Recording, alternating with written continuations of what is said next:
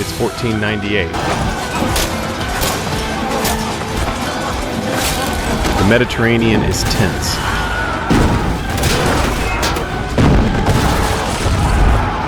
And the Ottomans are hungry for conquest.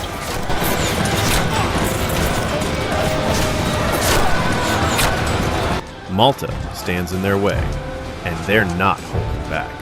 Fire the next one! Reload, quickly! Thousands of soldiers, massive ships, cannons everywhere. Hold the line, men! The air is thick with smoke and fear. The Knights of Malta, outnumbered, under siege, and ready to fight like their lives depend on it, because they do. What happens next? The biggest naval battle the island had ever seen. A victory so impossible that even the Sultan refused to believe it at first. How did a small island, outnumbered, surrounded, and nearly starving, defeat one of the most powerful empires on Earth? To understand that, we have to go back to the moment the horizon turned black. Malta was not strategic by accident. Perched like a dagger between Sicily and the Barbary coast, it controlled sea lanes and supply routes across the central Mediterranean. To the Ottomans, conquering Malta would mean opening the door to the west. Hücum vakti geldi. Malta'yı alacağız ve Akdeniz'i güvence altına alacağız. Donanmayı hazırlayın. To the Knights, loss was unthinkable. We must hold the fort at all costs. So when Suleiman the Magnificent ordered the expedition, both sides knew this would be more than a battle. It would be a test of empires. In May of 1565, the Ottoman armies darkened the horizon. Ships packed with troops, artillery, and supplies spilled onto beaches. As the first waves of soldiers hit the shore, the knights prepared their defenses. Inside the stone walls, preparations began immediately. Knights heated cauldrons of boiling oil, hauling them to the battlements. Archers lined the ramparts with arrows stacked at their feet, ready to fire the moment the enemy came into range. Engineers reinforced the walls, carved firing holes, and set traps in hidden trenches leading up to the fort.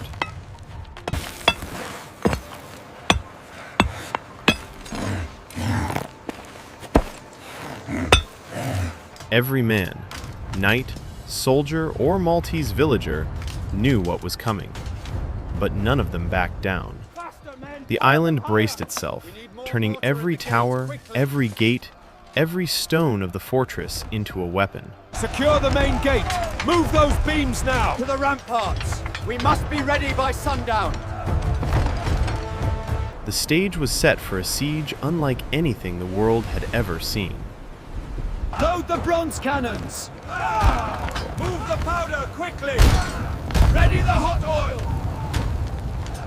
The Ottomans brought thunder, massive bombardment day after day. Bring her about quickly! Cannons hammered, sending stones the size of boulders into the walls.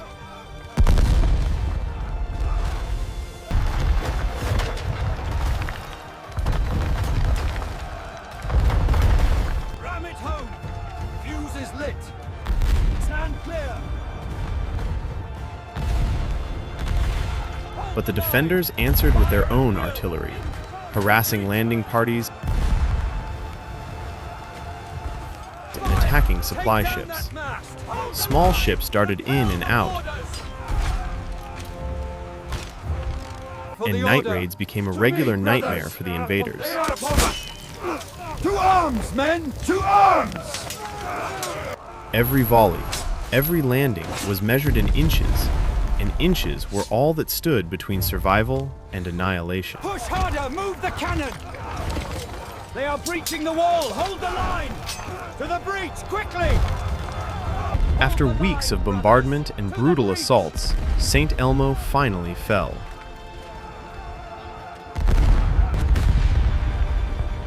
Hold the line! kind men!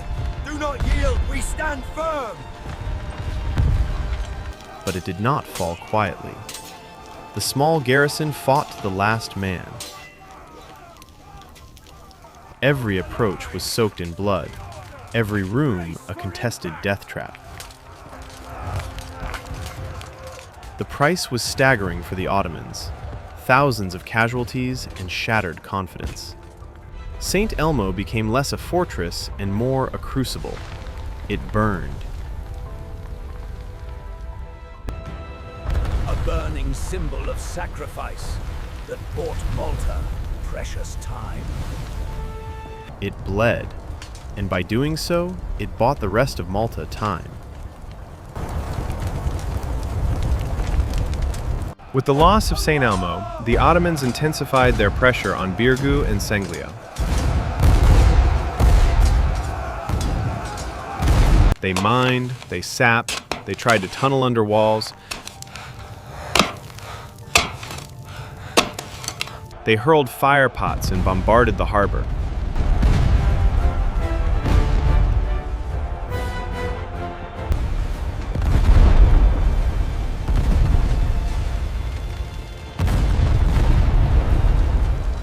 But the knights were resourceful.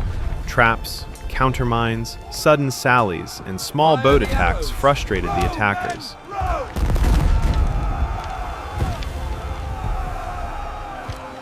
Civilians became fighters. We need more sandbags on the parapet. Keep sharpening those irons, we're ready for them. Priests turned infirmaries into triage stations. Hold still now, the Father is with you. A city is only as strong as its people, and Malta's people were unbreakable. By midsummer, exhaustion set in.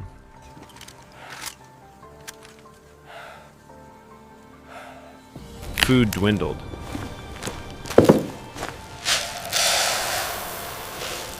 Ammunition ran low.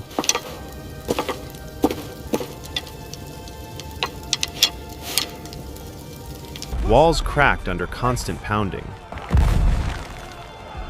More rubble! We must hold this breach. There were nights when commanders whispered of surrender.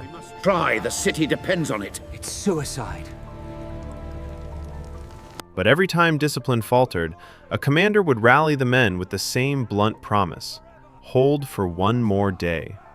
They will not take this fortress! Not today! Not ever! We fight until the last man! For the king! For the realm! Because in siege warfare, one day can decide everything. Then, word arrived. A Spanish fleet, my lords. They are entering the harbor. The relief has arrived. Help was coming. A small relief fleet, carrying reinforcements and supplies, slipped past Ottoman patrols in a daring run. The arrival was not decisive on its own, but it changed the mood. Hope became ammunition. The knights counterattacked with precision. Fast. No quarter! Charge! For the order! Push them back! Coordinated sorties, sudden charges, and an audacious night assault that caught Ottoman camps unprepared. We are overrun!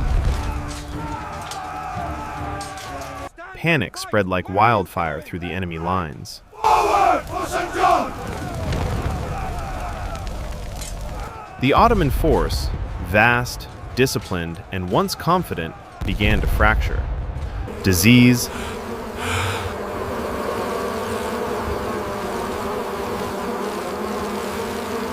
supply strain, and the psychological shock of an enemy that would not die or run wore them down. After months of brutal fighting, the Ottoman commanders ordered a withdrawal. Yes, Pasha. It will be done. The beachheads were abandoned, the colors struck, and an empire's advance had been halted by an island and men who refused to yield. By the time the siege finally ended, both sides had paid in blood. Nearly 30,000 Ottoman soldiers lay dead across the shattered coastline, while fewer than 6,000 defenders, knights, soldiers, and Maltese citizens had fought to the brink of extinction. Malta still stood, but at a terrible cost. The victory at Malta was more than a military triumph. It was a turning point. Europe breathed easier. The island is saved. Thank God. Ottoman ambitions in the central Mediterranean were checked. The knight's legend was sealed.